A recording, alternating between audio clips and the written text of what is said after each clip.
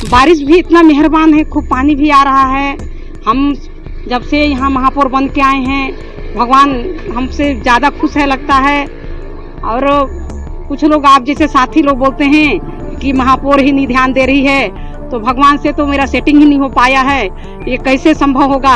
अंबिकापुर में पानी ही पानी, मेयर बोली भगवान मेरी सुन नहीं रहे। लगातार बारिश से शहर की गलियों और घरों में पानी घुस गया है, यहाँ तक कि विधायक आवास भी नहीं बचा। हालात देखते हुए मेयर मंजूषा भगत ने कह दिया भगवान से मेरी सेटिंग नहीं हो पा रही, वरना बोल देती कि बारिश बंद करा दो।